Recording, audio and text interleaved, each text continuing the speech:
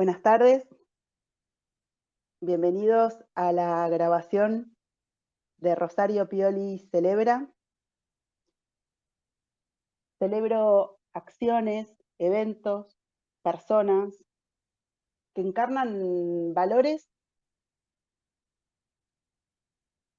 que crean sentido, camino, valores de la creatividad vinculados con la libertad, la valentía, la autenticidad. En medio de esta crisis total que vivimos en Argentina, en este casi delirio con el que tenemos que lidiar a diario, creé este podcast como afirmación a la vida. Son valores que celebro para no entregarnos en bandeja a los cínicos. Acciones que inspiran el hacer, que existe una posibilidad de no darnos por vencidos, no rendirnos. La máxima de ser el cambio que queremos ver. Quienes hacen que nos dirigen, y la mayor parte de quienes dicen que quieren dirigirnos, están atrapados en relatos autoritarios, populistas, agotados, donde solo existen víctimas de victimarios, y ellos son los defensores, enarbolan banderas de protección a supuestamente vulnerables que solo utilizan para explotar a esos mismos que dicen defender. También expresan una mirada carente con un contenido de verdad, ¿no? Una mirada superadora, que podamos ver más allá del horizonte, que se pueda correr, ¿no? Este telón que no nos deja ver, ¿no? Y qué más maravilloso que la verdad para comprender la realidad concreta, para poder transformarla. Justo uno de los gran relatores de narrativas, que fue Moisés, ahora el 4 de junio fue Shavuot o Pentecostés, ¿no? Que él les contó a un pueblo, les contó un relato de que no tenían que ser esclavos, que podían ser libres, y que si seguían esas normas, iban a poder ser todo lo que querían ser, y no ser esclavos o sometidos de nadie, ¿no? Bueno, Nicolás Roivas nació en Cava, es abogado, estudió en la Universidad Católica Argentina, es codirector de Speakers Corner, consultora en Buenos Aires, trabajó como subsecretario de Cultura Ciudadana, fue director nacional de Integración Federal, Cooperación Internacional, y fue director general de Relaciones Institucionales en el Ministerio de Cultura de Argentina.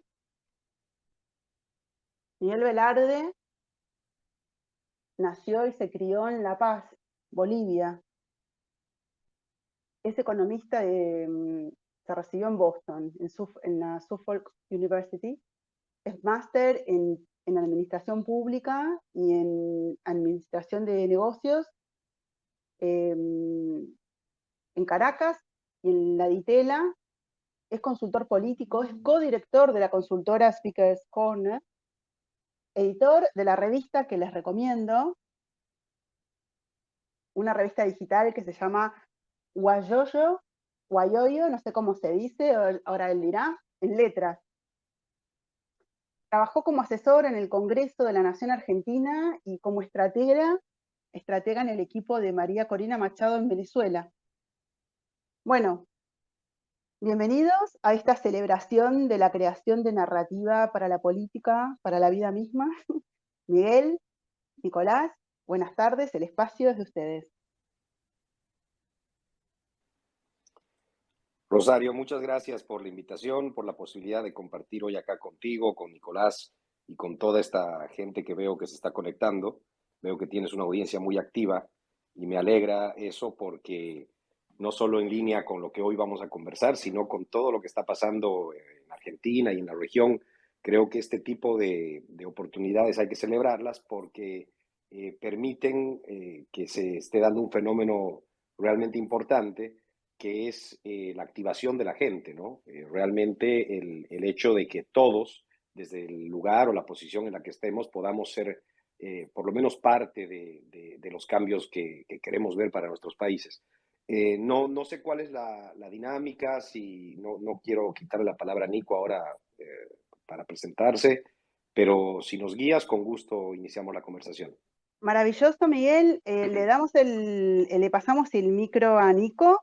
Bueno, Y acá bueno, andamos. hola Nico, buenas tardes. Hola, ¿cómo estás, Rosario? Gracias por la invitación. Y nada, me parece, aparte me encanta el tono de tranquilidad, de análisis profundo, porque es un tema que la verdad que es muy importante y que, bueno, vale la pena tomarse un tiempo para charlar sobre esto. Me parece que es el tema de actualidad total en un momento de confusión política generalizada. Este es el tema de fondo que tiene que ver con los mensajes y cómo está la gente recibiendo esos mensajes y cómo se puede trabajar eso. Así que gracias.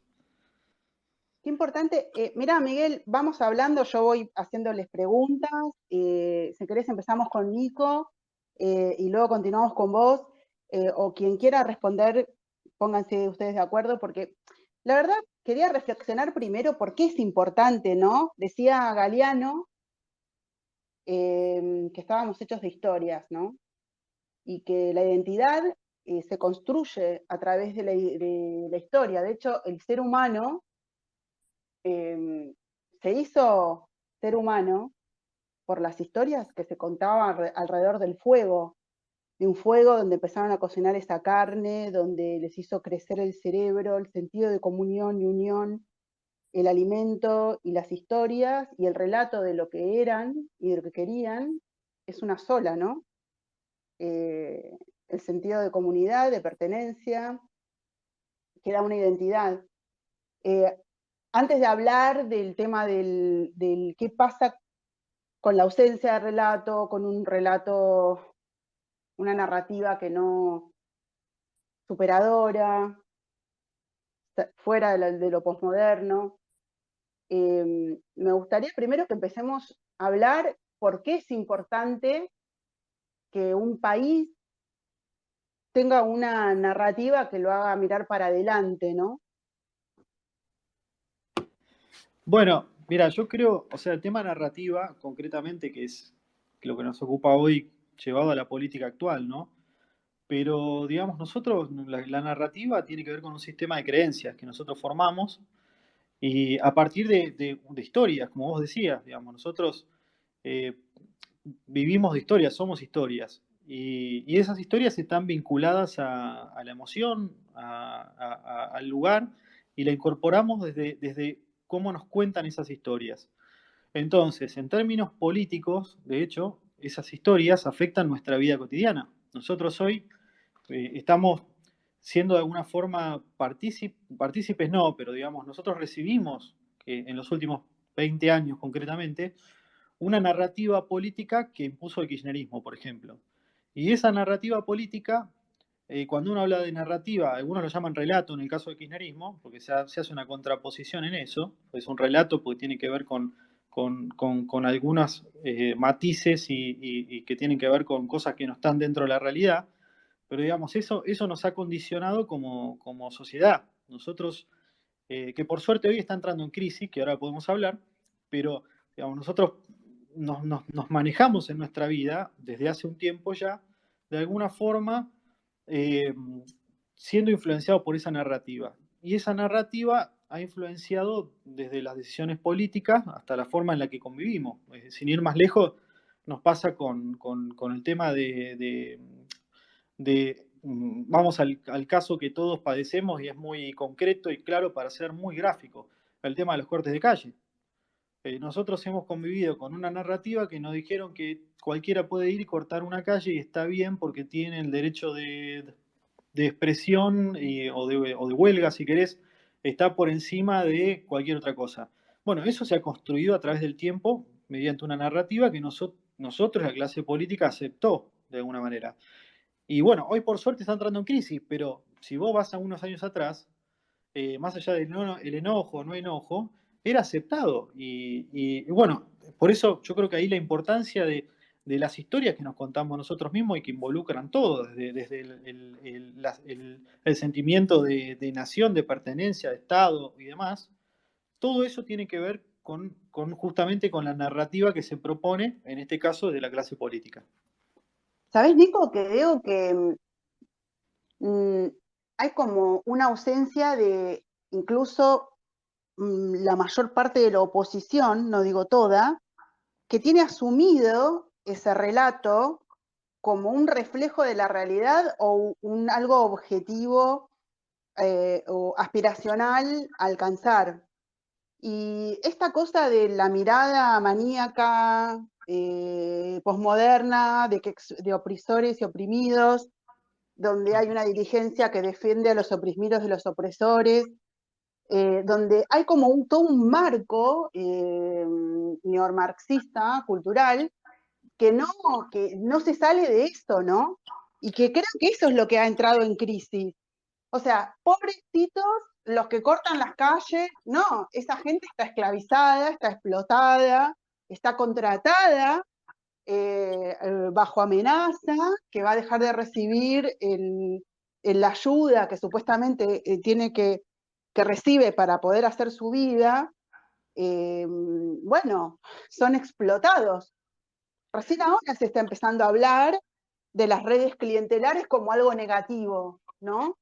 Sí, totalmente, totalmente. De hecho, o sea, todo tiene que ver, porque no es que las cosas aparecen de la nada, sino que, digamos, esto viene desde la narrativa que impuso el kirchnerismo a partir de la debacle, si querés, del modelo de los 90, que termina muy hábilmente un partido político toma ciertos referentes, ya sea desde organizaciones de derechos humanos, organizaciones sociales, artistas, periodistas, y de esa forma empieza a generar toda una narrativa sobre ciertas cuestiones, que no Pero fue... qué es gatopardismo puro, Nicolás, porque en realidad el que se vayan todos terminó siendo se quedan todos haciendo lo mismo, pero con otro verso, con otra guitarra. Pero sí, porque, o sea, digamos, los procesos políticos, en el caso del 2001, podemos hablar largo y tendido del 2001, pero esto tiene que ver con un proceso, o sea, tiene que ver con algo generacional, porque también, digamos, lo generacional influye en esto. Si vos te vas a 20 años atrás, digamos, hay personas que ayudaron a instalar un relato, digamos, ¿no? Que hoy son personas que ya son más grandes, pero había toda una esfera desde lo artístico, desde lo periodístico. Hoy tenés periodistas de renombre que en ese momento eran periodistas jóvenes, supuestamente cancheros y que iban contra el sistema y demás, que se abrazaron a las banderas del kirchnerismo y que ayudaron a plantear esa mirada de la realidad. Y la verdad que el kirchnerismo ha sido muy hábil en eso, y hay que reconocerlo, porque no solamente ha hecho un gran entramado de circuitos para instalar este relato, pero ha llegado a extremos impensados, desde, por ejemplo, apropiarse de la narrativa histórica con las fechas patrias, o de cosas que hasta el lenguaje, porque el lenguaje también es una imposición. Hoy estamos discutiendo todo eso, lo cual es muy sano para el país, pero digamos, esto hay que entenderlo que fue un plan, si querés, elaborado para imponer una cierta narrativa. Yo Y tengo, el, ¿sabes qué ganas? Muchas sí, ganas, Nicolás, de crear una narrativa más allá del opresor y el oprimido y sí. del personalismo, y crear una narrativa que incluya a la ciudadanía, no que los ponga en la situación de vulnerado, vulnerable, oprimido, no podés, yo te defiendo, y al final es como que hemos perdido el hilo de nuestra propia historia, nos pasamos hablando de personas Mm. que hasta la misma dirigencia ya no sabe ni siquiera para qué está, dónde está, ¿no? Mira, yo creo que o sea, vos das en el clavo con un tema que tiene que ver concretamente si querés, vamos juntos por el cambio, y te hago simplemente una acotación. Este tema de la narrativa local ni siquiera es que es un fenómeno local, es un fenómeno regional y Miguel lo va a saber explicar perfecto, porque no es que nacieron de la nada, digamos, ¿no? Todo tiene que ver también con coyunturas que se van dando en la realidad, en distintos sectores, en distintos países, digamos. Pero yendo concretamente a Juntos por el Cambio, digamos, Juntos por el Cambio nace de un fenómeno social. ¿Sí? Eso hay que tenerlo siempre en claro. O sea, lo que pasa es que, a ver, si vos vas siguiendo cómo fue el proceso de Juntos por el Cambio, o sea, Juntos, la gente ya se estaba manifestando. Después del 2001, el peronismo queda básicamente como partido hegemónico de la Argentina. O sea, no tenía ningún tipo de oposición relevante dentro del espectro político. Pero obviamente que había sectores, porque esto es más viejo, que había sectores que no son afines al peronismo, pero no tenían representación. Estos sectores se empiezan a movilizar en las manifestaciones contra distintas cuestiones. Fue primero el campo, después fue el tema de los medios, fue también el tema de Nisman y la corrupción. Todo eso termina en la unidad de Juntos por el Cambio, en la que se construye esa unidad de Juntos por el Cambio, pero ojo, que Macri, digamos, no era un adalid de este tipo de sectores, no era alguien que planteaba cuestiones de fondo. O sea, si vos te acordás muy bien, la narrativa, porque siempre hay narrativa, no es que no hay narrativa, digamos, ¿no? Algunos la hacen mejor, otros peor, pero la narrativa concreta del PRO, digamos, de que venía de la ciudad de Buenos Aires, era una narrativa centrada en la eficiencia, en la gestión, en que nosotros no somos políticos, somos administradores, es la política del servicio, ¿no? Eso, así llega, y por otro lado tenía los sectores sociales manifestándose en las calles que no tenían un entrecruce muy claro con el PRO concretamente. Sí la tenías ponerle a Lilita o tenías a Sanz cerca de esos sectores. Entonces, cuando arranca el gobierno de Macri, el gobierno de Macri empieza con una narrativa similar a la que tenía en Ciudad, que es una narrativa que estaba centrada en la eficiencia, el mejor equipo de los últimos 50 años, en que nosotros podemos resolver los problemas, los CIOs.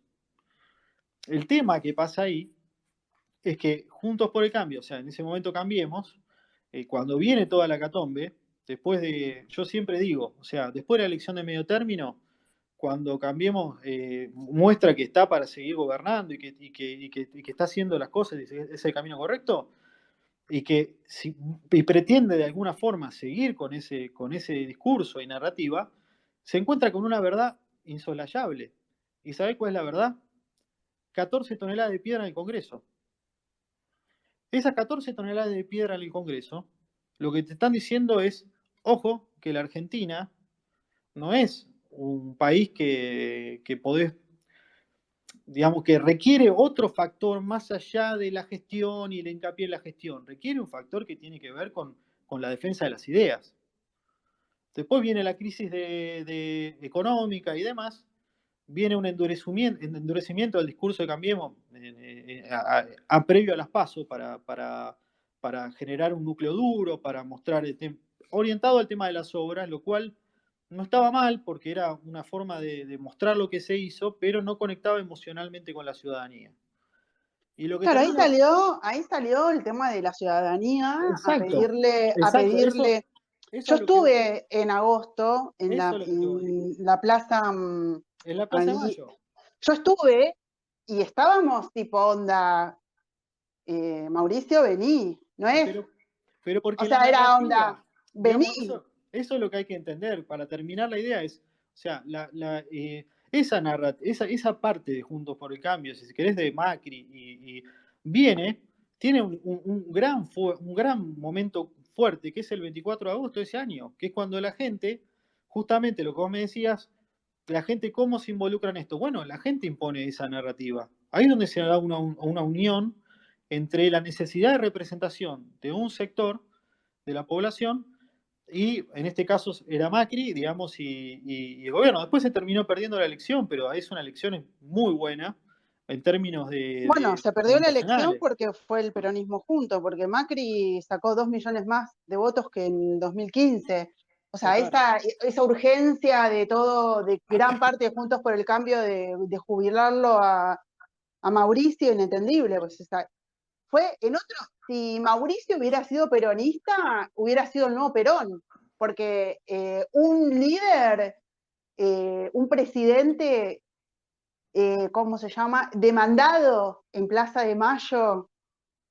Éramos cientos de miles, luego el millón en la Avenida 9 de Julio, en el Obelisco, y se fue a Andas el 9 de diciembre, a Andas en Plaza de Mayo.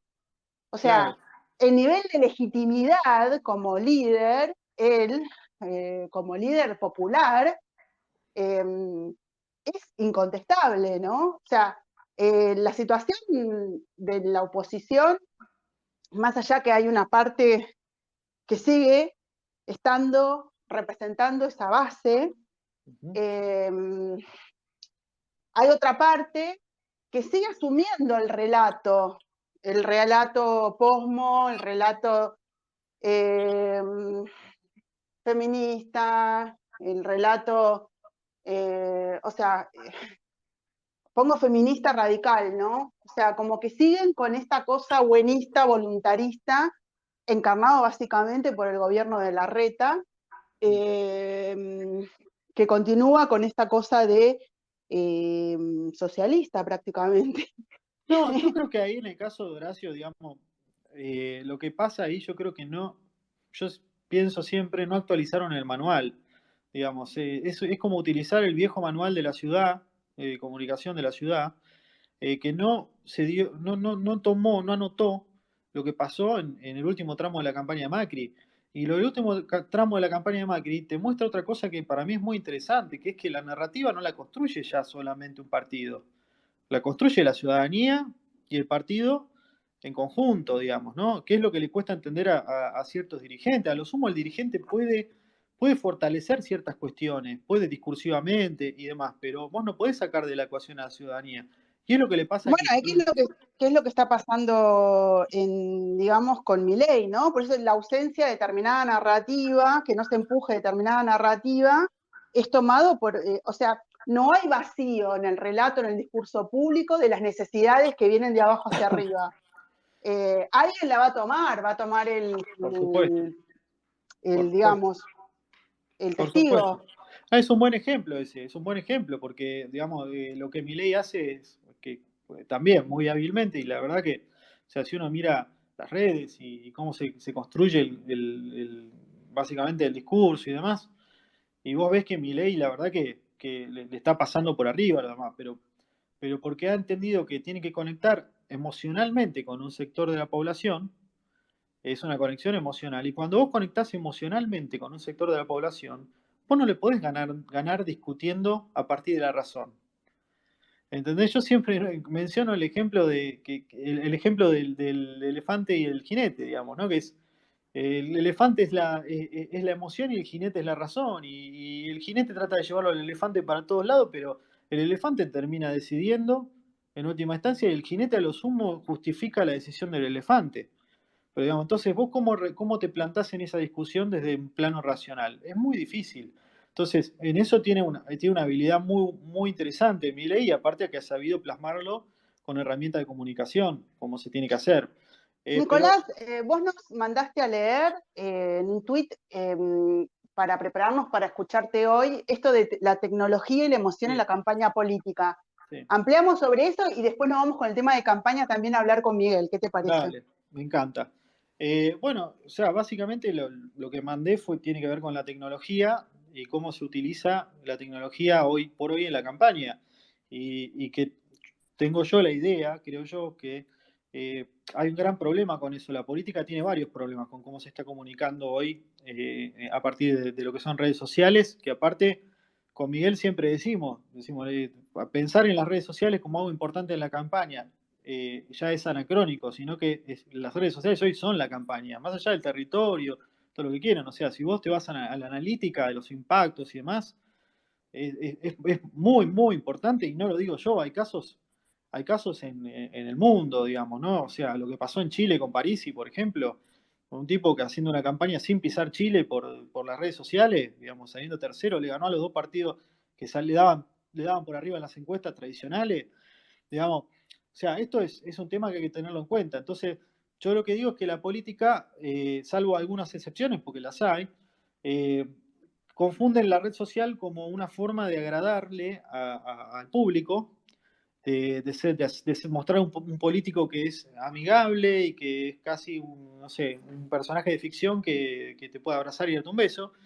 Y la realidad es que eso tiene que ver mucho con la coyuntura, porque el lenguaje en la red social cambia permanentemente. No es una cosa. Si vos seguís con un manual de hace unos años en la que salía el político con el perro y vos te parecía que eso era mostrar el político humano, cuando la gente está enardecida, bueno, algo estás haciendo mal. Entonces ahí hay que entender cuál es la conexión entre la red social y la gente, químicamente te diría, porque de hecho está comprobado que, o sea, un like a vos te produce endorfina, ¿me entendés?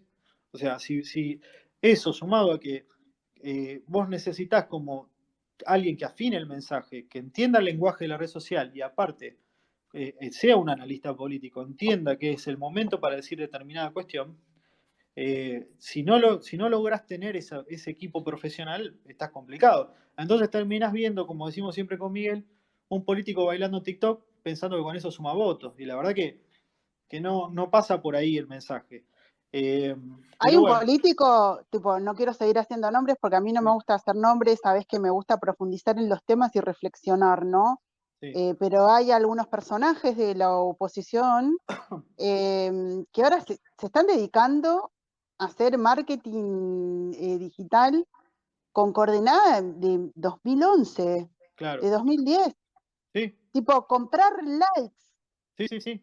No, poner bots que te hagan menciones. Sí, no. pero vos, Pero porque de hecho yo la otra vez tuiteé una cosa que yo creo que es así, digamos, si vamos hacia un lugar, creo yo, ¿no? Estos ambientes, caso Twitter, que es la red política por excelencia.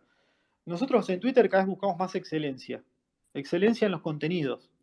Y eso tiene que ver con contenidos que sean frescos, con contenidos que tengan un trabajo atrás, que tengan algo adicional. Entonces, digamos, si hoy vos querés operar la red y lo operás con bots o con lo que sea, te puede salir el tiro por la culata porque la gente se da cuenta hoy. No es el mismo Twitter de hace 5 años que es el de hoy. Digamos. Entonces, ¿qué pasa? A veces el político en la desesperación, porque al político le va muy mal en las redes, pero tiene que ver con el contenido, con el discurso, con un montón de cosas, con la estrategia y no bueno, con la ausencia de narrativa, Nico, porque total. hay Sí, políticos que están como, viven, ahora están todos como muy preocupados que van a perder privilegios porque hay una crisis institucional, económica, una crisis de representatividad, hay una crisis de gobierno, o sea, estamos como en crisis en todo orden, digamos, y ellos como que siguen en la suya sí, y no conectan, pero no solo no conectan emocionalmente en redes, sino no conectan con la ciudadanía. Que ahora, en una crisis de representatividad, por lo menos tenés que tener un discurso vinculado a que querés representar los intereses reales de la ciudadanía. O sea, ni siquiera es como, yo te doy mi opinión, después decime qué pensás y después vamos con Miguel. Es el momento más fácil para ser un político de perfil alto en el país. Es el momento que es para aprovechar, para comunicar. Si vos estás conectado con la gente te va a elegir. Si vos estás sí. conectado y entregado y llegás, y si es verdad, vas a ganar. Bueno, pero No es, ¿sabes cuál es? no es momento de campañas de rosca, de campañas de guita. Pero te diría que Eh, pasa más allá de eso, porque, ¿sabes? A mí, o sea, me da la sensación que lo que hizo mucho la red social fue poner al político a cuán real es, digamos, ¿no? Entonces, ¿qué pasó? Lo que te decía antes, ¿viste? Hace 5 años por ahí conectabas con una foto en que estaba con dos niños y un perro. Hoy ya no pasa eso. Hoy sabes lo que te mueve y te mueve a Moritán parándose diciendo que te parás a otro. ¿Por qué? Porque está siendo auténtico. Entonces, el mensaje prefabricado político, o sea, vos podés tener una estrategia, decir, esto es lo que yo quiero decir, que aparte tiene que estar y tiene que ser sostenida, el mensaje que tenés que dar, pero vos nunca podés vender a alguien algo que no es.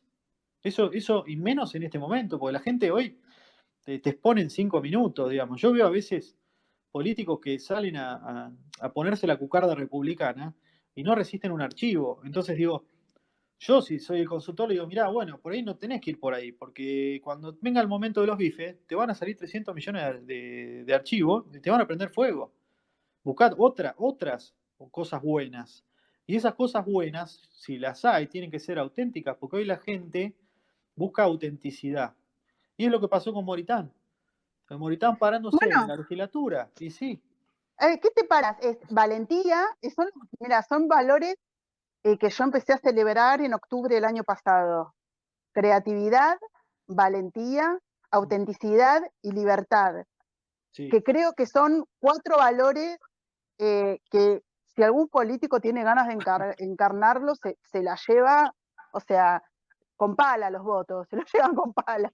O sea, es un momento en que tipo abrazar el statu quo vas a perder. O Claro, sea, vas a... pero es clave eso que decís, justamente, porque, digamos, la autenticidad, vos fijate el caso Milei, o sea, y el caso, ni siquiera tenés que ir a Milei, agarrá el caso Cristina, agarrá el caso Milei. O sea, Milei, a mí me causa gracia cuando a veces salen desde los que están en contra de Milei, y lo digo desde alguien que identificado con Junto por el Cambio, lo digo como crítica constructiva, ¿no? No quiero que nadie se ofenda, ¿no? Pero decir como, uy, Milei está loco, Milei. La gente ya sabe no digo que esté loco, pero digo, ya sabe que el tipo juega al fleje y que es un provocador y que va a decir cosas que están fuera de la caja, si querés. Entonces, digamos, no le está diciendo nada muy igual a la gente, diciéndole, no, tenés que por ahí ir por otro lado, ¿viste? Y pasa con Cristina, porque si vos vas al 2019, o sea, si vos me venís a decir, la gente no sabía que era corrupta, pero la gente sabía que era corrupta. Entonces, digo, ahí me parece que la autenticidad, en un momento en que nosotros nos informamos y validamos automáticamente la información con la gente que piensa como nosotros, porque nos pasa eso, digamos, el otro fenómeno en las redes tiene que ver con que no hay confrontación de ideas casi, o sea, uno elige a quién seguir, sigue a lo que hablan o piensan lo que dice uno, a lo sumo te peleas con algún otro, y entonces uno vive con la reafirmación del pensamiento permanentemente, digamos, ¿no? Entonces digo, en un momento que nosotros nos involucramos de ese lado, las redes aparte modificaron y esto está aprobado, modificaron el proceso de aprendizaje. O sea, los que son nativos en las redes sociales han cambiado el proceso de aprendizaje. Entonces, de repente ir con una cosa que creo yo no tiene sentido, de ir a decir no, porque vieron lo que es este. No, la gente ya sabe lo que es determinado personaje. El tema es por qué te va a elegir a vos y cómo vos podés demostrar autenticidad de tu lugar. Bueno, pasa que hay mucha gente muy comprometida con el establishment y tiene esta cosa de victimizarse y señalar, y teniendo la opción de poder ser creativo y hacer propuestas, sale con un discurso reaccionario, un discurso a la defensiva, que en definitiva lo expone más y refuerza el discurso quizás más bueno, yo no creo que sea políticamente incorrecto el discurso de Milei, sino creo que es disidencia controlada. ¿Cómo se llama? Me encanta, ¿no? El discurso del liberalismo, la libertad, tal. Pero bueno, como le falta esta pata republicana, institucional y de derechos y de Estado de Derecho, como que justamente la parte base, digo, bueno, Milei leíste a Hayek, pero no lo leíste todo a Hayek. Claro. Como que Hayek decía, bueno, el Estado de Derecho es lo que te garantiza la libertad, ¿no? Entonces decís, bueno, a partir de ahí puedes construir mercado, pero bueno. Sí, yo creo que ahí hay una estrategia muy, muy interesante, concretamente, o sea, yo a veces me pienso, digo, algunos dicen, no, vieron que Milei no criticó o no salió a criticar a Cristina Kirchner. Pero bueno, ¿para qué cuál es la utilidad para Milei de criticar a Cristina Kirchner?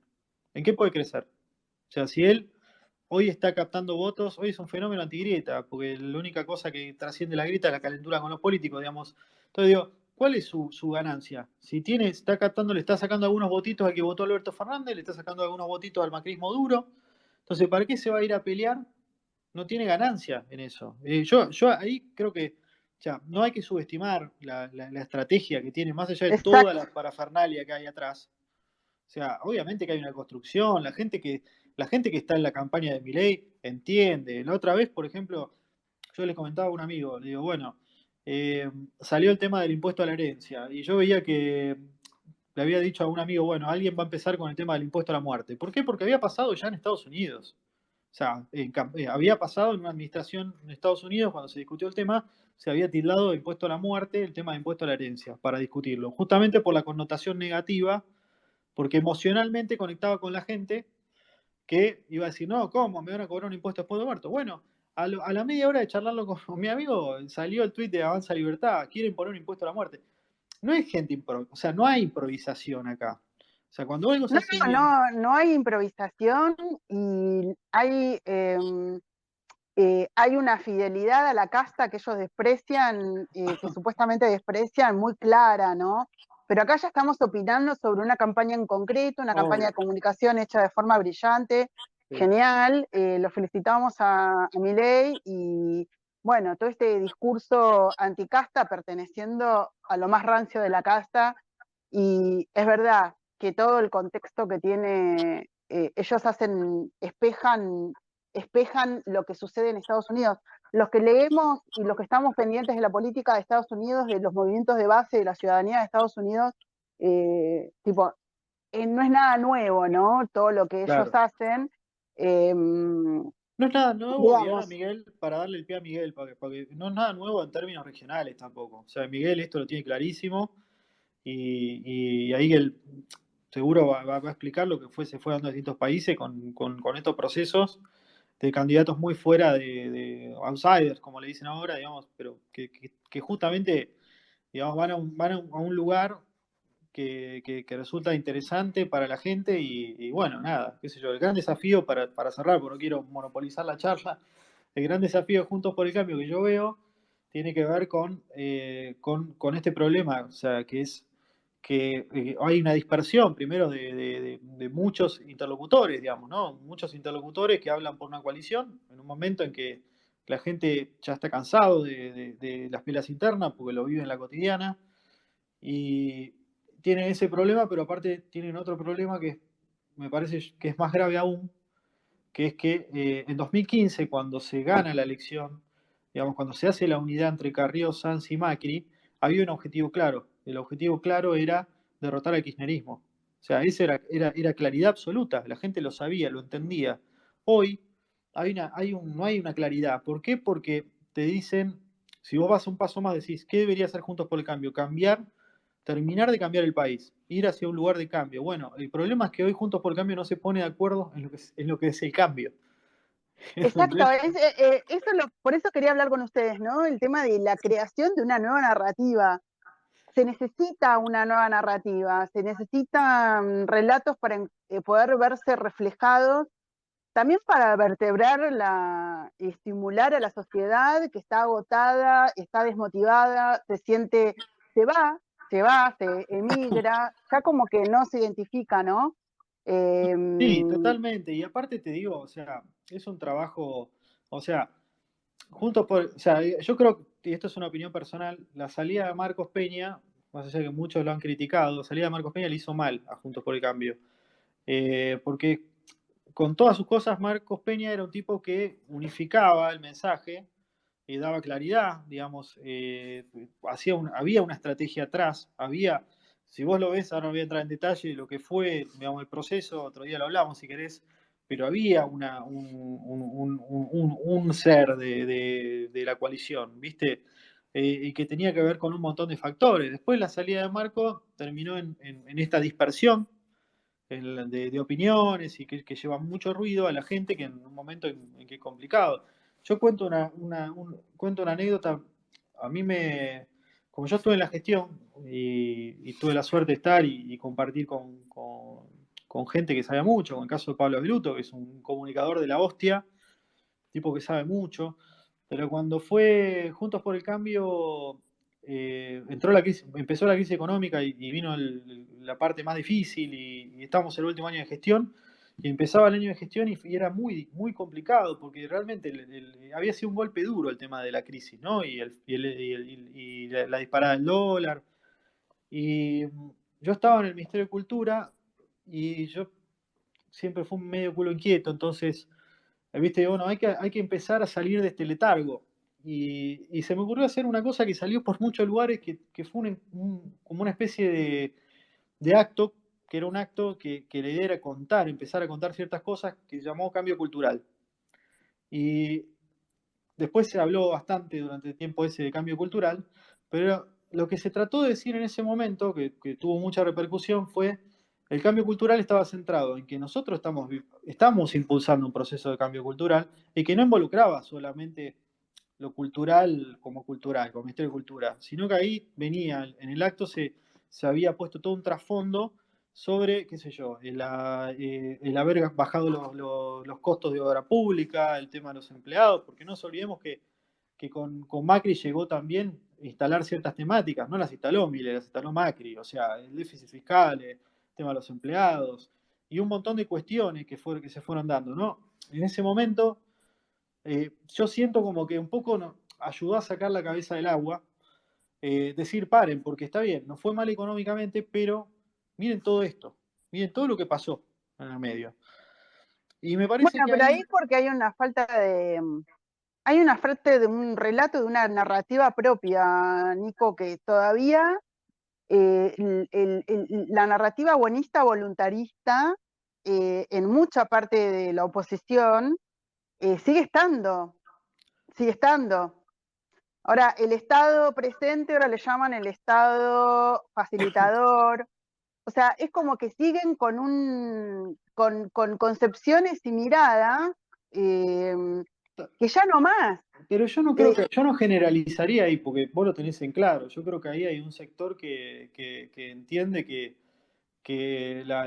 digamos, los reclamos ciudadanos pasan por otro lado y hay un sector que sigue con esa agenda, digamos. Entonces, obviamente que lo que nosotros estamos viviendo es una lucha de ideas, que es lo que te decía antes. No está claro qué es el cambio. Entonces, y pasa con el PRO, digamos, ¿no? Yo a veces pienso en los equipos de comunicación del PRO y digo, qué difícil, porque hoy el PRO está bicéfalo, tiene dos liderazgos, digamos, por abajo de Macri, ¿no? Pero dos liderazgos que tanto Horacio como Patricia, digo, ¿no? Y son dos estilos totalmente diferentes. Ahora, a la hora de sentarse y explicarle a la gente qué es lo que piensa el PRO, sí, lo hacen, pero me parece que debe ser un trabajo que no es para nada fácil. Y eso llevarlo a todos los partidos, llevarlo al radicalismo, la coalición está un poco saliendo de lo que fue Elisa Carrió. O sea, la coalición nunca fue un lugar de construcción, era un personalismo, digamos. Ahora, Exactamente. entonces me parece que ahí todo eso hace que haya mucho ruido en la gente y por eso, y quiero ya terminar para no quemarles el bocho, pero por eso, cada vez que aparece Macri, lleva claridad. Porque, y va a pasar, y va a seguir pasando cada vez más eso, porque Macri es Macri, y va a decir, y es una figura por sí misma, y es un tipo que juntó 1 millón de personas en la 9 de julio, y es un tipo que te va a decir, y la verdad que está muy afinado, está muy, muy claro. Entonces lo escuchás a Macri y decís, ¿y el resto? Entonces pasa lo del radicalismo y decís, a mí me criticaban por el tuit que puse de lo de Macri, la respuesta a Macri, me decían, no, el fanatismo. No, no es fanatismo. Decir que Macri hoy es el tipo que más claridad lleva a toda la coalición. Es la verdad. O sea, si Mirá, Nico, yo te voy a decir una cosa que pienso, y te voy a pedir, mira, que apagues el micro porque si no, porque voy a decir una cosa, me voy a extender. Mirá, yo en el 2015 a Macri no lo voté, yo apenas había llegado del exterior de vivir muchos años fuera, y para mí Macri era el novio de Isabel Menditegui, tipo el pibe que era, el tipo que había decidido ser presidente de Boca, que a mí el fútbol no me importaba nada. Yo me fui en ese momento a Argentina y cuando volví ya estábamos tipo al final del segundo gobierno de Cristina. Imagínate que yo no entendía nada, no lo voté en el 2015, en el 2019 sí, ¿no? Y yo todos estos años, primero me enteré de la obra de Macri a través de Twitter, a través de tuiteros, no de la comunicación oficial, obviamente de medios que no, porque no lo apoyaban. Pero Mauricio tiene Mauricio Macri, el presidente, hay dos cosas que yo observo. Primero, que es líder elegido, que es un líder popular, que la base electoral de Juntos por el Cambio, Cambiemos, no sé cómo lo llamarán para el 2023, es un líder, es un referente, un presidente no peronista que casi después de un siglo logró terminar su gobierno. O sea, son muchas cosas, ¿no? Y por otro lado, es una persona que yo pienso que su propia historia de vida, él tiene hecho como el camino del héroe, ¿no? Él se enfrentó a su propio destino, que le habían pautado sus padres, su padre, decidió elegir hacer otra cosa completamente a partir de un suceso traumático y trágico, y decidió trabajar para dar servicio a los demás, y realmente el poder no le importa, a él no le importa el poder, no tiene ambición de poder, o sea, él lo que tiene es ganas de dar servicio. Hay un vínculo entre la ciudadanía y el presidente, bueno, expresidente Macri, ¿no? Porque se dan cuenta que él no tiene ningún interés no es, ay, quiero a los 6 años, desde los 6 años que quiero ser presidente y voy a hacer todo lo que tenga que hacer y cargarme a quien me tenga que cargar y transar con quien tenga que transar para ser presidente. No, él tiene el camino como bueno, esta cosa de junguiana, ¿no? Eh, esta cosa. Sí, o sea, y ya para cortar, pero pensá que Macri fue un proceso, no fue una cosa de un día para el otro. O sea, no es el mismo Macri que asumió en 2015 al Macri que terminó en 2019. O sea, el Macri del 2019 tienen claro que, y la gente le mostró, y ahí se hizo una comunión con una parte de la ciudadanía muy importante, y eso fue una construcción. Ese Y es un eso, vínculo que se sabe, bueno, ¿no? ese es Que el son, miedo, ese claro. es el riesgo, y por eso Macri, que la última entrevista hace hincapié especial en el tema de la narrativa, justamente porque entiende, yo creo yo, termina de entender el poder de la narrativa, porque volviendo a lo de las 14 toneladas de piedra, si vos no tenés una narrativa fuerte con la gente para que acompañe esa narrativa y que haga la fuerza, vos no podés reformar nada en este país. Entonces, Macri yo creo que termina de entender eso y hace ese proceso. Y el problema que tiene hoy Juntos por el Cambio es que se diluye esa narrativa y una parte de esa gente que estaba convencida de que estaba para hacer esa reforma y que seguía peleando por esa reforma, un poco ayudado al liberalismo también, pero ¿qué pasa? Se puede desorganizar ese grupo de gente. Hay gente que lo mira con más cariño a Milei que a Juntos por el Cambio y que era votante de Juntos por el Cambio. Entonces, digamos, ahí me parece que la lectura que hace Macri es que si Juntos por el Cambio no afina el mensaje, no empieza a ordenar el tema, puede tener un problema. ¿Sabés, Nico? Miguel, ¿sabés qué me pasó? Ya le voy a hablar directamente. Nico, me quedo hablando con vos 40 años, ya hablo con Miguel, que Miguel sabe de mi pasado de activista de redes internacional. ¿Sabés qué me pasó? Que yo estuve en el 2019, en octubre, me invitan unos tuiteros a la casa de un diputado nacional. Y yo le digo, mirá, cuando armamos el movimiento quincemayista, Democracia Real Ya, de los indignados a nivel europeo, eh, que primero lo creamos a nivel estatal en España y luego lo copiamos y pegamos el modelo en Inglaterra, en Francia, en Italia, ¿cómo se llama? En Alemania. Lo hicimos así, así, así, así, así. Claro, yo agarré y empecé a explicar, ¿no? Todo cómo fue la dinámica en redes, cómo fue la construcción, cómo se bajó territorio. Claro, esta persona era radical. Y me acuerdo que él me escuchó azorada, yo con mi inocencia, bueno, contarnos su experiencia, yo conté, y, y claro, la construcción de, de líderes reales, de líderes auténticos, de personas que responden a los propios deseos de lo que se está reivindicando, bueno, no le interesó, ¿no? No le importó. O sea, me miró con una cara el hombre este, su mujer le dijo, tendrías que escuchar a esta chica que vive en el siglo XIX, le dijo, pero no te voy a decir mucho más porque no quiero que sea causal de divorcio. Yo, inocentemente hablando, ¿sabes, Miguel? Y él me decía, nosotros le vamos a discutir el liderazgo a Macri. Era lo único que me decía. Yo decía, pero si vos lo tenés a Macri, que lo fuimos a buscar y que respondió y que la gente está, que salió la campaña de, del sí se puede, que sacó más votos, que no, nosotros le vamos a disputar el, ¿cómo se llama? El liderazgo a Macri. Y aparte, los argentinos, tantos argentinos con tantas banderas, eso me parece un poco fascista, un poco autoritario.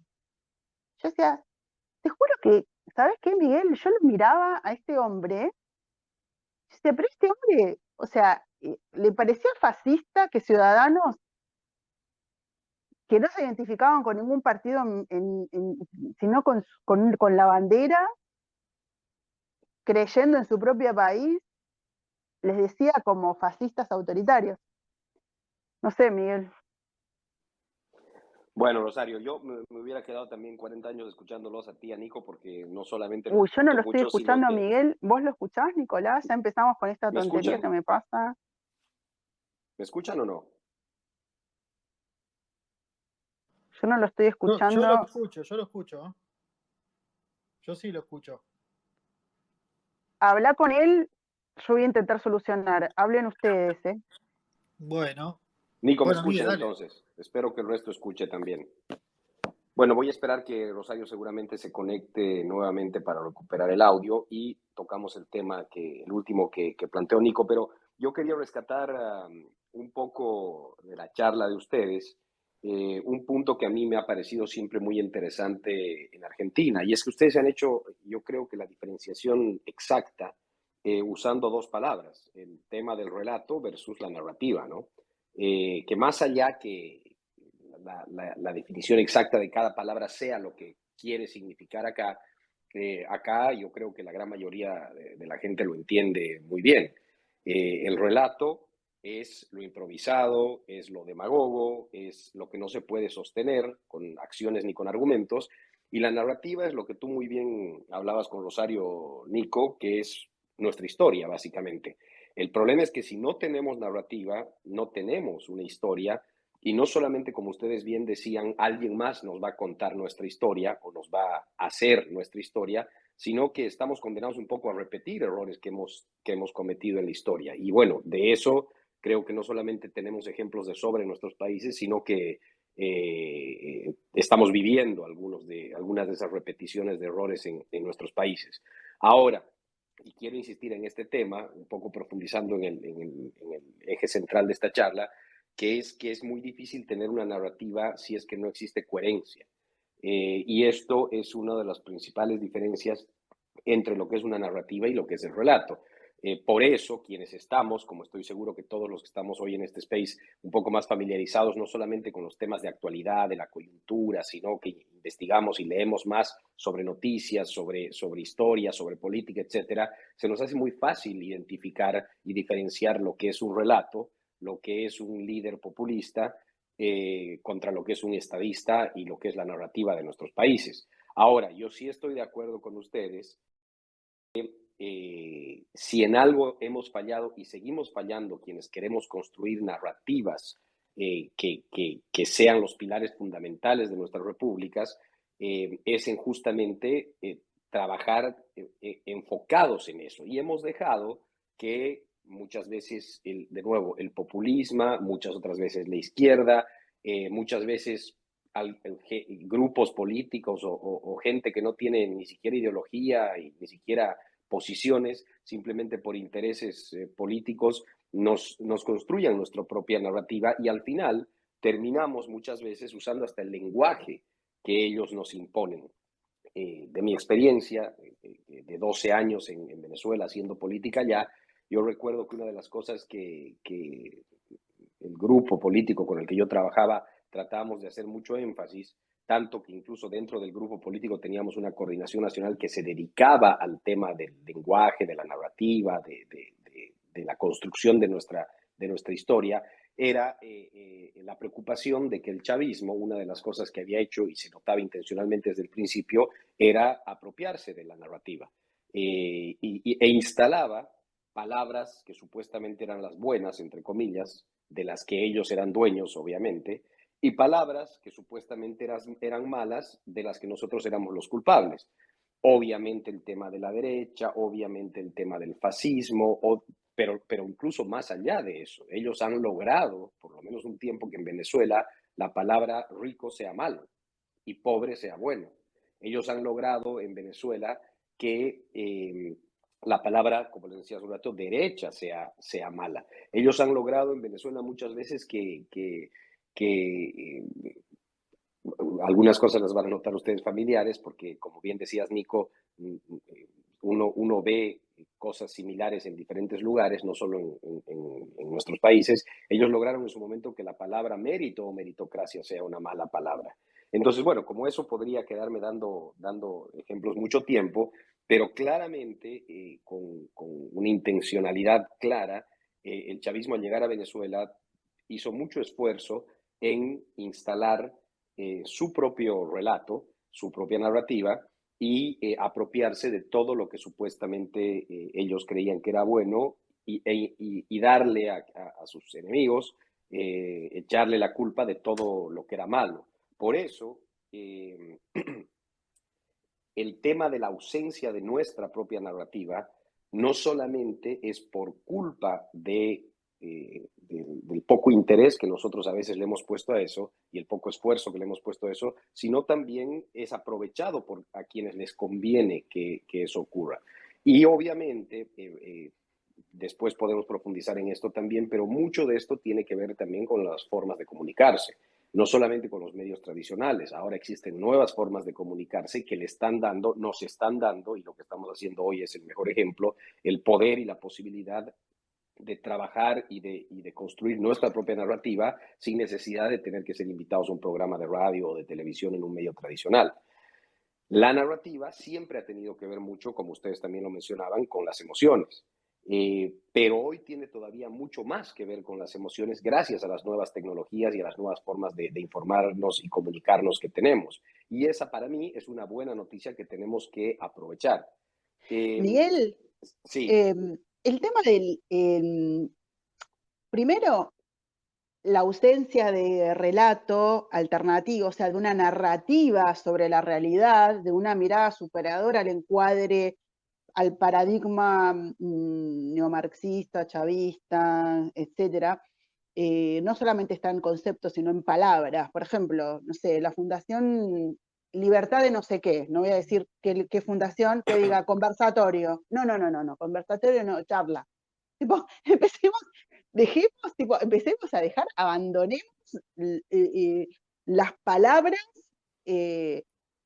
o el animalismo. Es como que es como que también no solamente es el tema de es como luchar a dar una batalla cultural, querer hablar de una narrativa con los encuadres y las palabras que utilizan esas personas que son hegemónicas, digamos, que tienen el control casi total del discurso, o no crear esas narrativas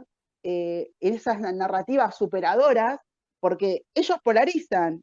No crear esas narrativas superadoras es también entregarles la derrota nuestra, digamos, entregarle en bandeja a ellos nuestro futuro. Es que es lo que decían ustedes, Rosario. O sea, si lo que nosotros no llenemos de contenido, de narrativa, de historia, de argumentos, lo van a llenar otros. y muy posiblemente lo llenen quienes tengan una visión diferente de la sociedad y de nuestros países, que es lo que menos queremos. No es casualidad que este tema de relato versus narrativa sea una de las variables principales de una realidad que es la batalla cultural que se está dando en nuestros países. Y al final la batalla cultural es una lucha política. Y finalmente la lucha política termina siendo la lucha entre la libertad y todo lo demás. Por eso yo creo que volviendo al tema más local, que era lo último que ustedes conversaban, eh, tampoco es casualidad que la narrativa que se haya apoderado hoy del discurso de gran parte de la sociedad tenga que ver con la libertad. Porque la libertad lo que al final lo que busca es romper con el relato, es que la verdad se imponga al relato, y por eso al final no es que gran parte de la sociedad o gran parte incluso de la clase política se haya vuelto liberal en Argentina, simplemente que se ha visto obligada a levantar las banderas de la libertad, porque es lo que la gente les demanda. Y aquí sí quiero hacer un paréntesis sobre un tema que ustedes también tocaron en su conversación, y es la diferencia entre, de nuevo, alguien que pretende ser candidato y alguien que en verdad es un líder. Más allá de los nombres que pueden ir cambiando con el paso del tiempo, uno se da cuenta principalmente que el que pretende ser candidato hace encuestas para decir lo que cree que la gente quiere escuchar, mientras que el líder dice lo que cree, lo que sus convicciones le mandan. Y si las encuestas muestran que todavía quizá la mayoría no está lista para escuchar lo que él quiere decir, su tarea es tratar de explicar y de convencer a la mayoría de la gente por qué él dice lo que dice sin necesidad de cambiar sus posiciones. Y yo creo que eso a corto plazo, obviamente, es el camino más difícil que un líder político puede elegir. Pero a mediano o largo plazo, volviendo al tema de la coherencia y de lo indispensable de la existencia de la coherencia para la construcción de una narrativa, no solamente es bueno para ese líder o para su proyecto político, sino que es indispensable para nuestros países y para finalmente empezar a construir lo que queremos en nuestros países. Eh, la autenticidad, tú, Rosario, hablabas muy bien de 4 variables o requisitos fundamentales. Creo que hablabas de la valentía, hablabas de la autenticidad y de un par más que ahora no recuerdo. Creatividad y libertad, Miguel. Creatividad, libertad, valentía y ser auténtico, autenticidad. Yo me animaría incluso, estoy de acuerdo con lo que planteas, pero me animaría a decir que la autenticidad es la primera variable y la primera en ser indispensable para que las otras 3 existan, por una razón muy simple, porque ni la creatividad, ni la valentía, ni la... No me he vuelto a olvidar la cuarta que planteabas. Y la libertad no pueden existir si no sos auténtico. Si no sos auténtico es porque no sos. Entonces estamos como en esta cosa shakespeariana en Argentina y en otros países de Latinoamérica, del ser o no ser. Y si sos auténtico, el ser o no ser. Queremos ser república, queremos ser país, ¿qué queremos ser? Y si quieres aparentar ser valiente, por ejemplo, o creer en la libertad, o ser creativo, la gente lo nota. Al final la gente lo nota mucho más ahora, donde tenemos nuevas tecnologías, donde tenemos acceso a información en tiempo real, etcétera. Por eso tampoco es casualidad, y con esto cierro, pero haciendo una revisión rápida regional, digamos, tampoco es casualidad lo que todavía algunos en Argentina llaman fenómeno, el fenómeno Milei, que yo creo que gran parte de su, entre comillas, fenómeno se debe o es gracias a su autenticidad en algunas cosas, te guste o no te guste, pero es auténtico en algunas cosas. No es un fenómeno para mí, porque si quieren olvidémonos de Donald Trump, hace pocos años en Estados Unidos, en el continente estoy hablando solamente, pero no nos podemos olvidar de Bolsonaro en Brasil, no nos podemos olvidar de Pedro Castillo en Perú, no nos podemos olvidar de Gabriel Boric hace poco en Chile, y el ejemplo más reciente es Hernández en Colombia, que muy posiblemente en un par de semanas sea el próximo presidente de Colombia. Todos son, entre comillas, fenómenos, y dejan de ser fenómenos porque ya son varios, que si en algo se parecen entre ellos, algunos de derecha, otros de izquierda, algunos conservadores, otros más socialistas, son muy diferentes entre ellos, pero si en algo se parecen es que todos han sido muy auténticos, tan auténticos que el status quo y las élites más conservadores o más tradicionales, si quieren, de cada uno de estos países, estaban absolutamente seguros de que no iban a llegar porque todos estaban locos. Y no es así. Al final, todos han terminado llegando. El fenómeno Trump, muy interesante, en 2016 yo le jugué una apuesta a Sergio Bernstein de que iba a ganar Trump, porque, digamos, no es un outsider, no es un loco, es una persona que tiene un discurso consistente en los medios de comunicación de Estados Unidos, desde la década del 80 viene diciendo lo mismo, y él encarnó, Trump encarnó el discurso antisistema que Naomi Klein en los 90 expresó en su libro No Logo, ¿no? El tema de la no deslocalización de las empresas, pensar en el trabajador local de Estados Unidos, bueno, el tema de no favorecer a las corporaciones, bueno, la izquierda en Estados Unidos, bueno, el fenómeno neomarxista cultural desde las élites, ha favorecido lo que es las corporaciones, bueno, ha hecho toda una alianza, ¿no? Con Silicon Valley y bla, bla, pero bueno, eso podríamos hablar en otro momento, Miguel. Realmente Trump encarnaba un discurso que hacía 30, 25 años que estaba dando vuelta. No fue una cosa novedosa, y de 40 años de él en medios, hablando y declarando, o sea, no...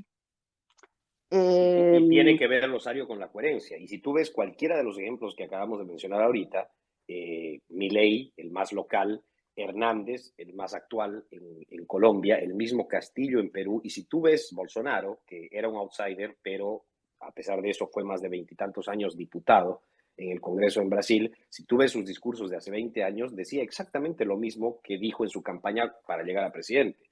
Al final, más allá de que es verdad que las ideas a veces toman fuerza porque les llega el tiempo y no porque la idea sea necesariamente la mejor, pero más allá de eso, ellos han cobrado la coherencia que han tenido en lo que planteaban. Y la única manera de ser coherente tanto tiempo en ideas que a veces no son bien recibidas por mucha gente es creer de verdad en ellas.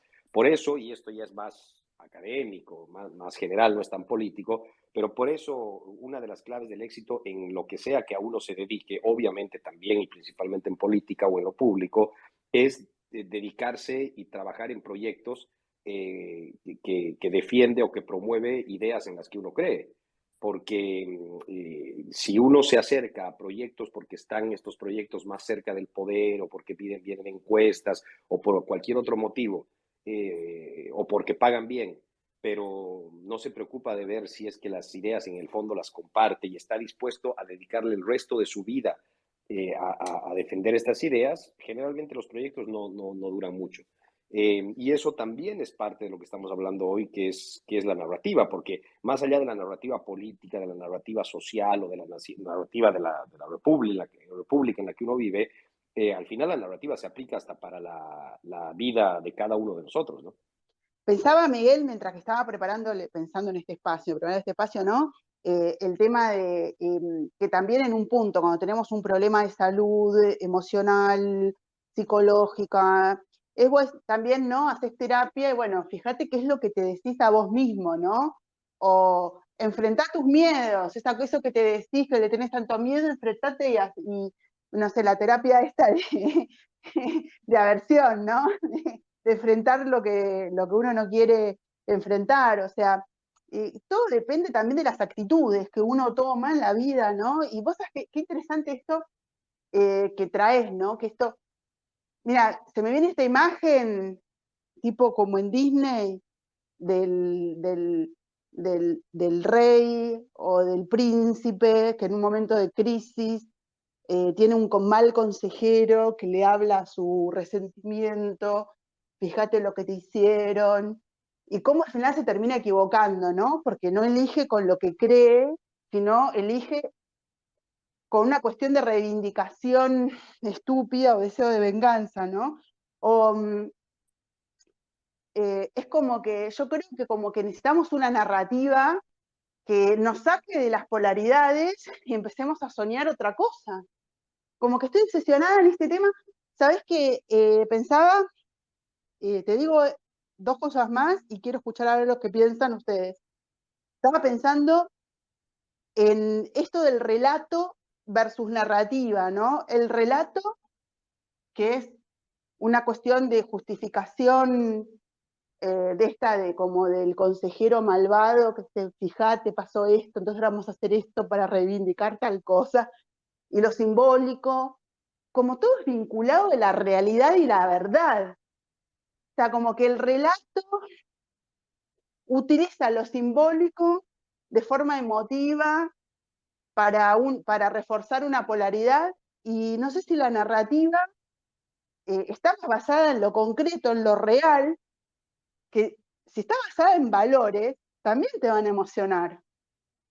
O sea, ¿cómo es esto, no? De la narrativa y la verdad, o lo concreto, reconstruir la historia fuera de polaridades, atravesándolas o trascendiéndolas, ¿no?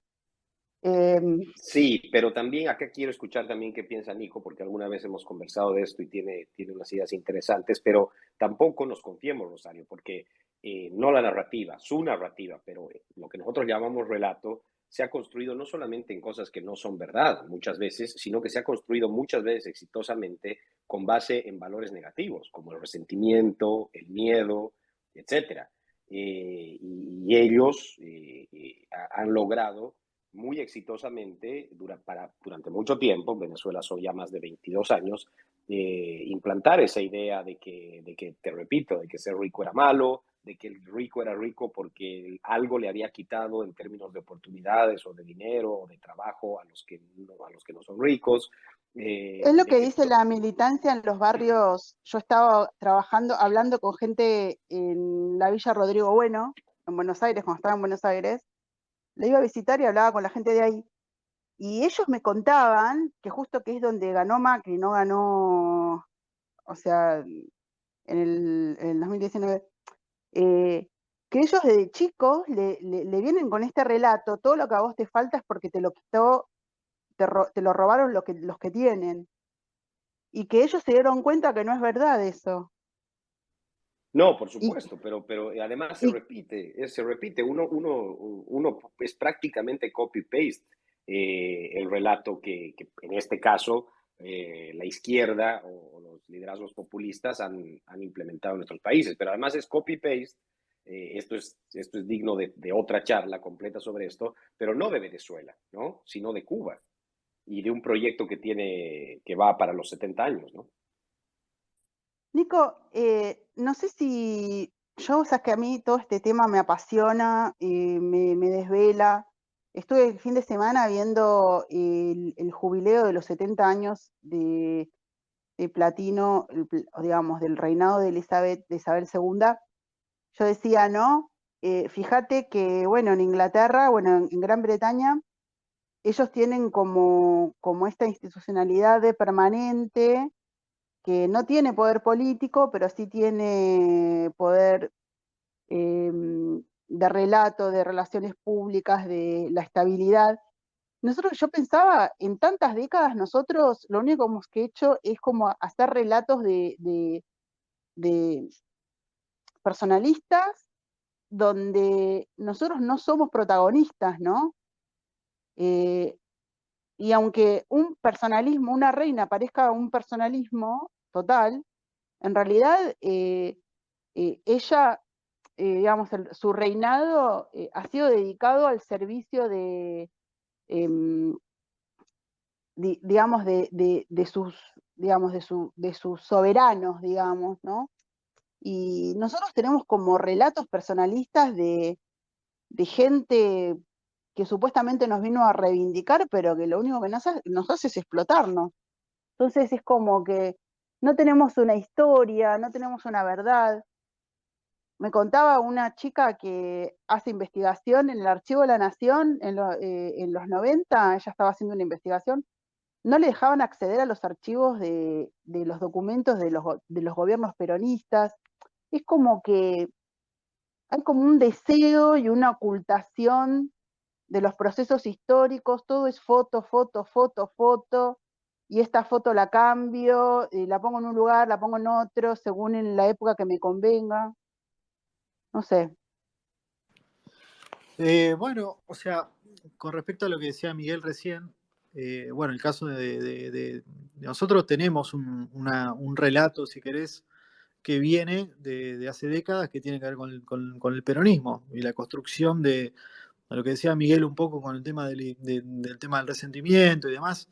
No es algo nuevo, no es que el kirchnerismo inventó la pólvora, digamos, ya viene de hace tiempo. O sea, el peronismo fue un hecho muy bisagra en la Argentina. Y la idea de nosotros como un ser nacional a partir de ahí, desde esa construcción, porque también hubo un relato ahí muy, muy claro. O sea, de hecho, se sabe que cuando se habla del 17 de octubre, el Día de la Lealtad y demás, que ni siquiera es que hay imágenes reales de lo que fue la movilización del 17 de octubre, concretamente de ese día. O sea, hubo una construcción a partir de ahí. Esto lleva mucho tiempo, así como hablan en el caso de Macri, que digamos, muchas veces ha dicho, bueno, nosotros hace 70 años que tenemos los problemas que tenemos de inflación y qué sé yo, y que esto que el otro, digamos, también hace 70 años que tenemos un relato identitario muy impregnado en la sociedad.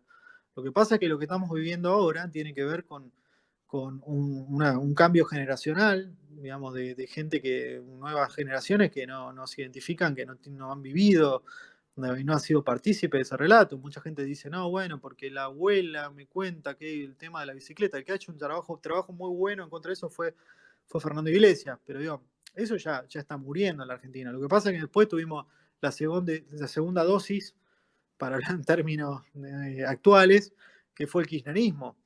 Lo que pasa es que, bueno, todo ese proceso, toda esa identidad que se forma, que se formó durante muchos años, ahora está entrando en crisis. El tema es si nosotros generamos desde la ciudadanía, a partir de la tecnología y estas oportunidades que tenemos hoy, generamos las herramientas para construir la narrativa que apague un poco ese ser nacional que construimos durante los últimos 70 años. O sea, el caso de la Argentina no es un caso que es, o sea, si bien en otros países de la región todos tuvieron su historia y su proceso y su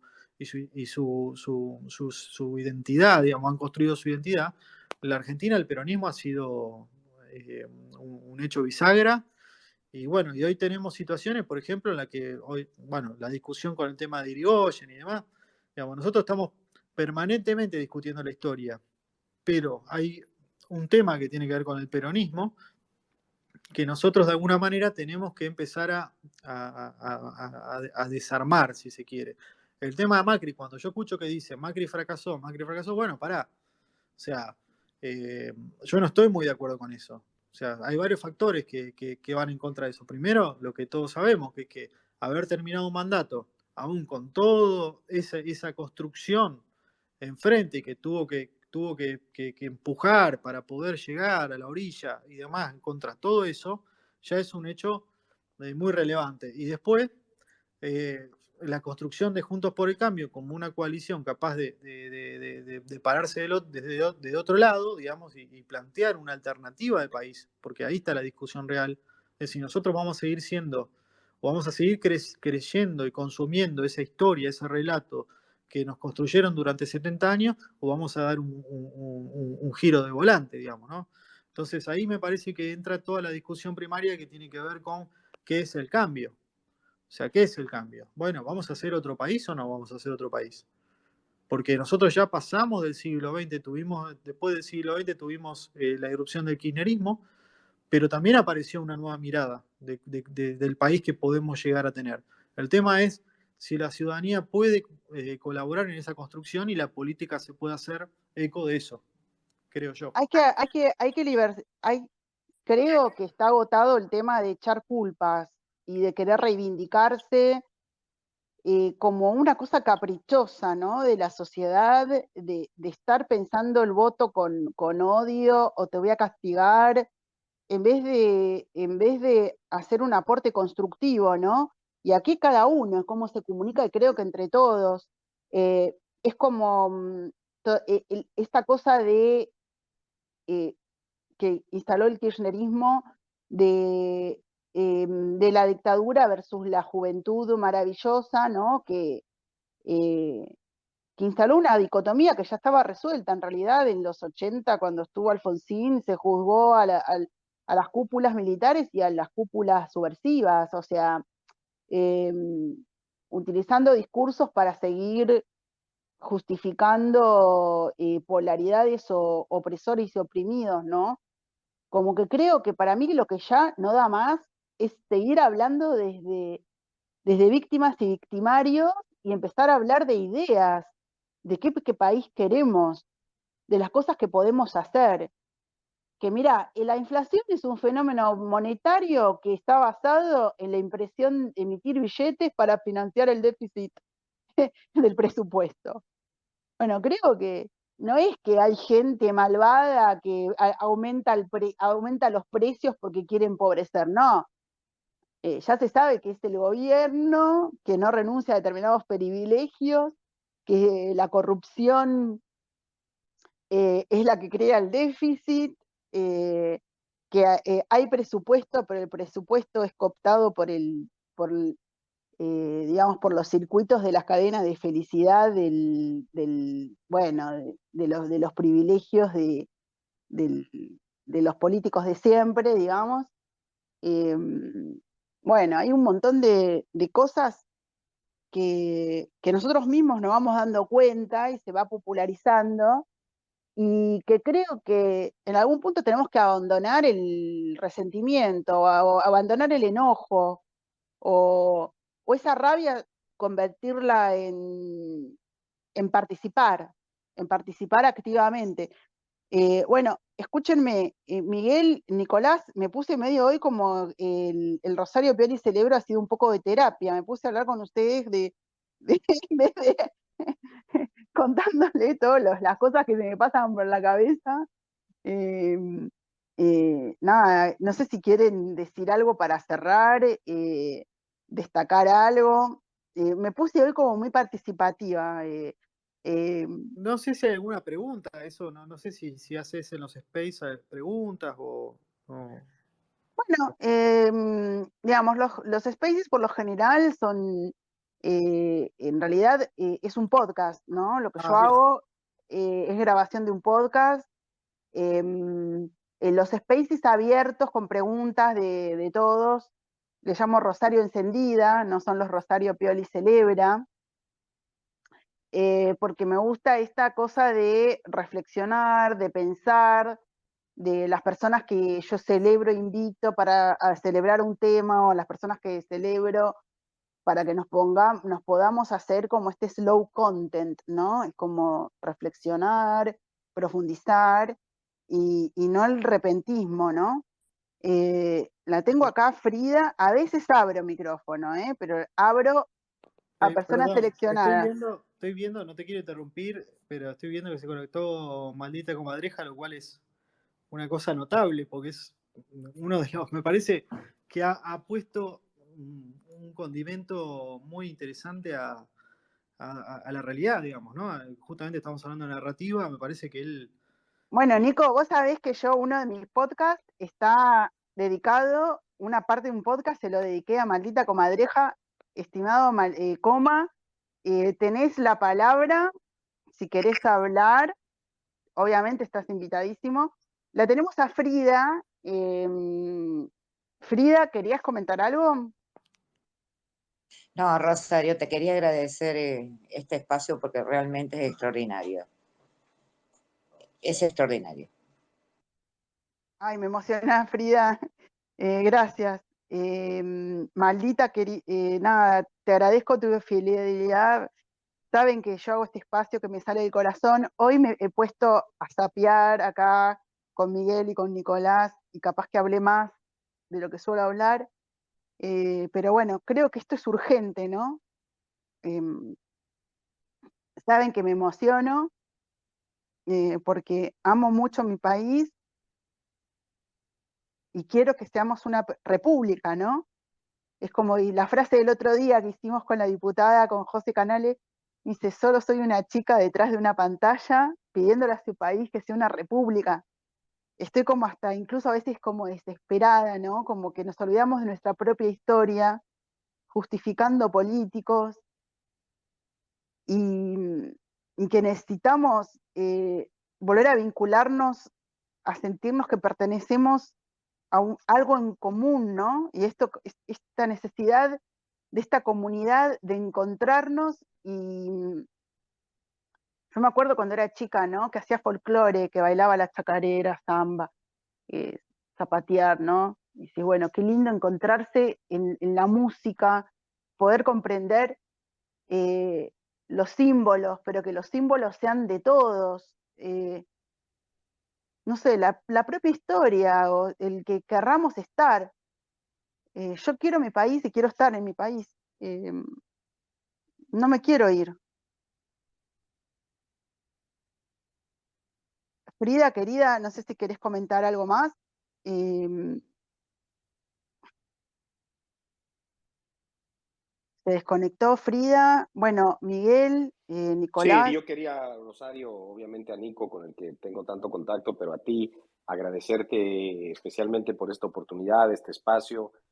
Como te decía al principio de nuestra charla, creo que estas son oportunidades que hay que aprovechar al máximo, porque al final nos va a tocar y nos está tocando ser mucho más actores de nuestra historia que simplemente espectadores, ¿no? Yo no sé si esa es una buena o una mala noticia.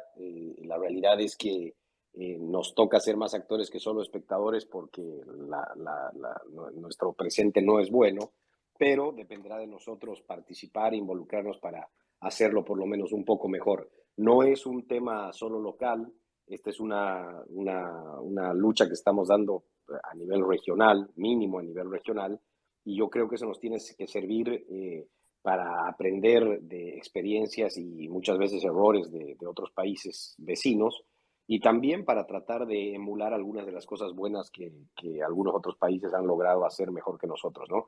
Gracias de nuevo por la oportunidad y gracias a todos por conectarse. Siempre es un gusto poder conversar con ustedes. Miguel, me hiciste acordar de esta frase: hemos pasado de leer la historia a escribirla. Yo este espacio lo hice para invitar, en medio de la desesperación y el delirio de la cotidianeidad que vivimos, que es parte también ingeniería eso, ¿no? Mantenernos agobiados, de que somos capaces de ser y hacer, que hasta en las circunstancias más extremas somos capitanes de nuestra alma, ¿no? Como decía Henley en ese poema que tenía Mandela en su celda, ¿no? Yo les agradezco la invitación, la veo a Frida y a Nelly que se sumaron. No sé, Nelly, ¿qué querés decir? ¿Te escucho? Hola a todos, gracias Rosario. Nada, una pequeña acotación, yo llegué un poquito tarde al espacio, pero me pareció fabuloso y pensaba un poco, mientras Miguel y Nicolás hablaban, en que la narrativa tiene como varias facetas y cuando apareció Comadreja, también pensé cómo él está, digamos, eh, desde su pequeño bastión de Twitter, creando una narrativa con las imágenes, porque la narrativa no se crea solo con palabras, con el discurso, sino también me parece que es fundamental que tenga otros elementos como lo visual, que es lo que está haciendo Comadreja. Sus imágenes llegan, o sea, empiezan a circular por WhatsApp de gente que ni siquiera lo conocen de Twitter. Y desde otros canales, como puede ser lo musical, digamos, todo tiene que estar presente para crear la narrativa porque la gente incorpora de diferentes maneras. Por eso me parece que cada agente, ¿no? de cambio, desde nuestro pequeño aporte desde cada lugar es fundamental. Nada más que eso. Gracias, Nelly. Frida, ¿querés decir algo antes de cerrar con Nicolás? No, yo lo que creo, estoy convencida de lo que decía Nicolás, de que había surgido un nuevo país, una nueva ciudadanía que se atrevió a dar la cara durante el 2019 y hay una gran cantidad de gente que adquirió mucha fortaleza a partir de la bandera, que por primera vez tuvo un significado, por primera vez nos representó, la asumimos como argentinos, y creo que hoy el desafío a la dirigencia política la tenemos los ciudadanos, en comprometernos, en ayudar a que creen esa narrativa. Y en ese sentido creo que Twitter es un espacio muy especial en donde muchos anónimos ayudan a construir y crear esa narrativa que ojalá la aproveche Juntos por el Cambio. Ahí está. Gracias, Frida. Nico, estimado, me quedo con ustedes hablando 1000 horas, pero ya hace 1 hora y media que estamos hablando. No, obvio, obvio. Bueno, no, yo la verdad que lo que dice Frida es importante. Creo que nosotros ahora, como ciudadanos, digamos, tenemos una responsabilidad más que importante, porque, o sea, ha cambiado tanto todo. Ustedes piensen que antes éramos receptores de un mensaje, nada más. Ahora somos creadores de contenidos, nosotros marcamos agenda, hablo de Twitter, de quienes están como actores en las redes sociales y participan. Y eso se modificó de forma muy acelerada. De hecho, el kirchnerismo, concretamente, ha sido un fenómeno que no fue instalado desde este lugar, fue instalado televisivamente, periodísticamente. Por eso el kirchnerismo se enoja con las tapas de Clarín o con las tapas de La Nación, una cosa totalmente anacrónica, ¿no? Eh, y por eso les cuesta o se pierden en este mundo. Han sabido manejar la narrativa muy bien, pero el tiempo y la tecnología los está haciendo pasar una mala situación, digamos, ¿no? Entonces, acá hay una responsabilidad de la ciudadanía de marcar esa agenda, de proponer, y de la dirigencia política de entender que esa narrativa se construye con la ciudadanía y no lejos de la ciudadanía, porque es imposible ya hoy por hoy imponer un mensaje como hace 50 años, o hace 20 ni siquiera. Es imposible hacerlo. Entonces eso ahí viene esa tensión permanente que nosotros vemos entre las redes sociales, Juntos por el Cambio concretamente, Juntos por el Cambio comprendiendo el proceso a partir de 2019, incorporándolo, y ahora un poco disociándose de esa comprensión de la situación, de lo que está pasando. Y por eso digo, ahí los actores de Juntos por el Cambio que pueden estar, que conectan con eso, que entienden lo que está pasando en esos términos, terminan siendo los que hoy pueden ser mejores tomadores o mejores impulsores de la narrativa que propone la ciudadanía y que incorpora la política. Eso simplemente, y bueno, muchas gracias por la invitación. La verdad que fue un placer y nada, ojalá que haya mucha más conversación sobre esto, porque creo que es algo clave y que va a ser clave para lo que viene. Cuando quieras, Nicolás, Miguel, hacemos un rosario encendida.